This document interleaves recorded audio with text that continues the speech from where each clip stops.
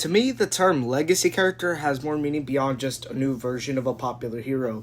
To me, a legacy character genuinely has more key factors beyond just that. In this video, I'm going to be going over what I believe a legacy character should be. I'm going to be grabbing popular examples of popular legacy characters and showing how each one will kind of fit into my own opinion. If you want to join along this journey, make sure to like, subscribe, and turn notification bells, because I am trying to, maybe write my own comic books one day, and I'm trying to get the trust of the audience. So please, that'd be a great help and big support. So in this video, I'm going to be grabbing some pretty popular examples I believe we all should know to keep it, universally grounded. I'm going to grab The Flash, Nightwing, and Miles Morales. Well, the reason I mentioned The Flash and not, any of the other Flash variants, we'll get to that right now. But without further ado, this is my first key factor. Next reason for me is that a legacy character shouldn't feel temporary as a mantle and should actually define a generation that will have their version of the character. So whenever I hear legacy character, first thing that comes into mind with me is the Flash mantle, right? What I find so distinctive from the Flash is how each one of them are so different. And I'm about to get into that topic right now, and it's that each Flash defined a different generation. Regardless of which generation you grew up from, you're going to grow up with a different Flash variant. So what I liked was that there are different Flash variants from different time points. And we don't see these Flash to often collab or have a multiverse crossover because, well, it gives the primary Flash of the current time to breathe. So Jay Garrick, I'm sorry, I barely have memory of this guy, but he was in the golden age of comics, right? So let's say your grandfather grew up with Jay in the golden age of comics. I seem like a LARPer, bro. Just not knowing his last name. I feel so sorry. Okay, so Barry Allen defined the Silver Age throughout, the 80s to the 90s. But once him dying in Crisis, it kind of was the only source for people to read Flash comics, right? And when Barry Allen died, people were like, how else are we going to read Flash? And a new audience that wants to get into Flash around the time had to grow up with a different Flash variant. I'm pretty much sure we all know this one, Wally West, right? Wally West defines the Silver Age / the Modern Age. And what was so cool about this was that this feels like the more popular mantle of the Flash, considering how big of a hit Wally West was. By the fans that were in the golden age, they've already been probably grandfathers by the point Wally West was the Flash. Dads were probably already Barry Allen's Flash. And I mentioned the time period a lot because, well, it matters. Some people had very different personas of the Flash, considering that people were born from different generations, right? And Bart Allen, I'm sorry, I really want to care about the other Flash variants, Bart Allen and other Flashes like that, Kid Flash. I'm sorry, I just don't see an uplifting from these guys. I really don't care about them because I feel they're not very distinctive from the other Flashes. And to be fair, it's always just been these three Flash mantles in general that kind of overshadows Bart Allen and other Flash variants. I don't know. It's a mixed bag for me on that character. But back to the topic. People recognize Wally West as the Flash the most, considering how big he was of a hit, right? Barry Allen when Barry Allen died in Crisis, it was I don't know how to describe it, but it was something life-changing for some Flash fans. And some people were forced to grow up with Wally West because there was no other Flash for their time, while some people wanted to follow the Flash mantle in general. So it's a mixed bag, So what I'd say for that is that I found it so unique that it kind of gives them all breathing room to kind of grow into their own unique versions of the Flash mantle. A very example of the opposite thing is Miles Morales, right? People were mixed on Miles Morales at first, and people were mixed on Wally West becoming Flash too. But the thing with Miles, though, is that there's so much media regarding to where he's sticking with Peter Parker. An example, the Insomniac games. Miles is well written in the Insomniac games. It's just the fact that he doesn't get that much breathing room to be his own character. And sure, there's plenty of diehard Miles Morales fans, but I feel often Peter overshadows Miles Morales in these games. So it's a mixed bag for me. And then we have the Spectacular Spider-Man run, back in 2024 to 2025. That got canceled. But I like that dynamic often. It just feels like we get overshadowed by that. The Spider-Verse movies, sure, amazing. But again, it's like Miles often is either with different Spider people and is just with Peter Parker. I haven't seen like a solid run in a while on Miles Morales that isn't like try to make him super OP. So what I'd say if I were to fix someone like Miles Morales, just give Miles time to breathe for his own. Stay away from Peter Parker for like a while, maybe like a decade. I know it hurts, but like there's other media that you could see Peter Parker in. But for the comic fans alone, just give Miles Morales the big heavy time that he needs to be the new Spider-Man. So yeah, that's why I believe legacy shouldn't be like something that's temporary, right? It should be someone's whole entire persona on that character. To me, the Flash is Wally West, and that's simply because Barry Allen and Jay wasn't around my time of being born to where I am now. But if I were to ask my dad, my grandfather, they would give me so many different answers.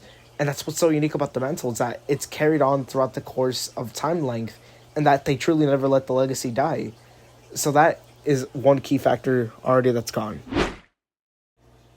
Reason number 2, a legacy hero could be hidden in plain sight, yet is slowly developing its core audience, so that way, if they do want to start a new legacy, fans would already adore them enough to follow. In this case of scenario, I'm going to use Dick Grayson. Now, Dick Grayson is referred as 2 major identities. Either you refer him as Robin, or you refer him as Nightwing. But in general, Dick Grayson has always stuck around within the Batman world in general. So you may wonder, how does Dick Grayson count as a legacy character? Well, for one, you may assume that, well, he should have taken a mantle like Batman, right? If I'm going to consider him a legacy character. Well, that's not the case in scenario. In the middle ground between all this, it's somewhat making your own mantle by the legacy of the person behind the mask. I'm not talking about Nightwing's or Robin's legacy. I'm talking about Dick Grayson's legacy, the man behind both masks. Now, the reason why he just clicked with fans when becoming Nightwing is because the audience already had enough time to get to know him. So let's say you're reading this new Batman book around the time, right? Like, we're going to go back in time to Batman being published, like some of the first publishing comic books of Batman.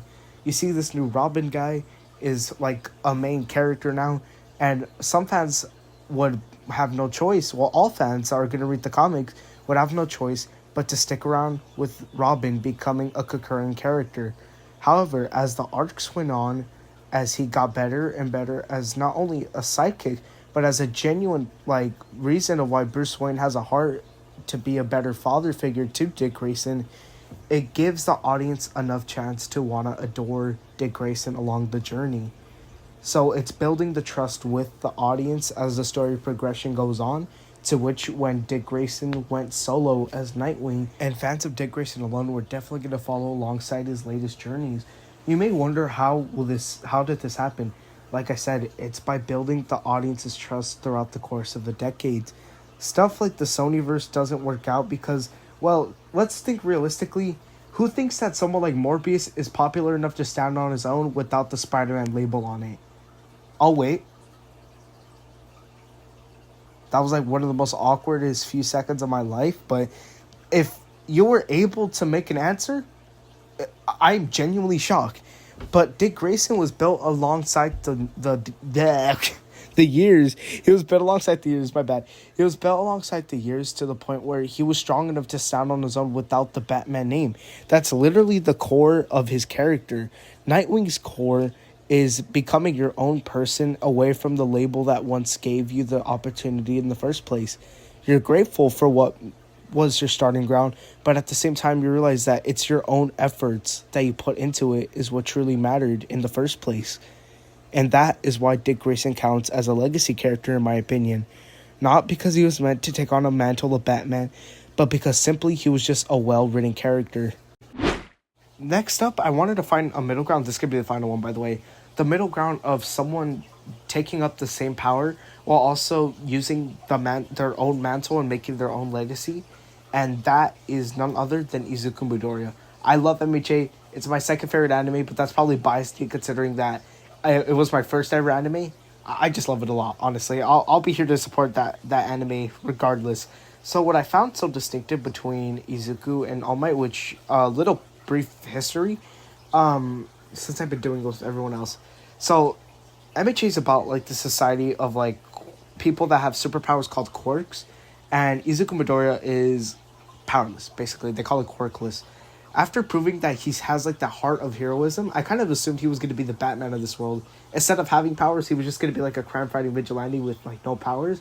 Thankfully, we got that in MHA Vigilantes, but he receives the strongest quirk, or one of the strongest quirks, from the symbol of peace of Japan, and in the world of general, his name is All Might.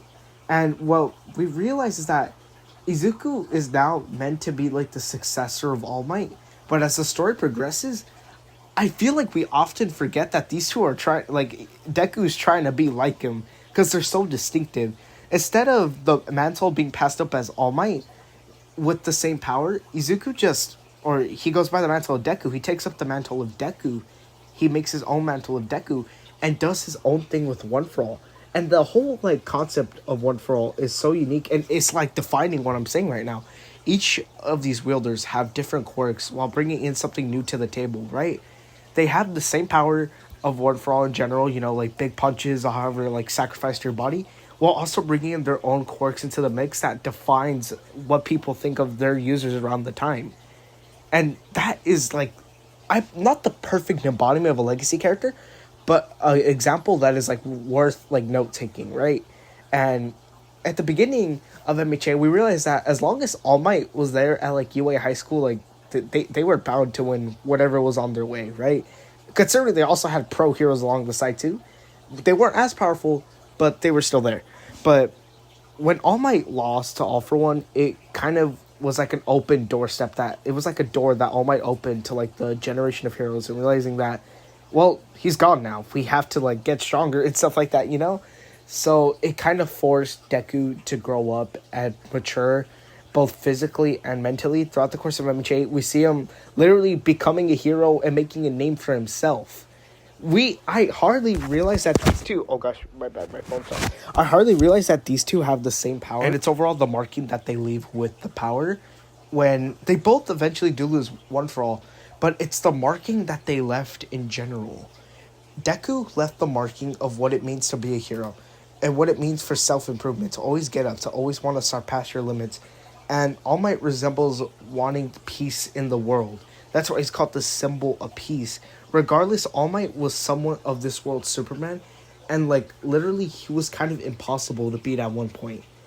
They both leave everlasting marks that are so distinctive, yet have the same core meaning. That what it takes to be a hero in general is the courage to even get up and step up for things that are beyond your control in the first place. That is what it means to leave a legacy in general. So in conclusion, regardless on what you think a legacy character should be, it's my opinion, my bad. I'm sorry, like, if you don't agree with this. I still see this, I don't know what to say. Like, I don't know what to say. I really didn't have an outro planned for this.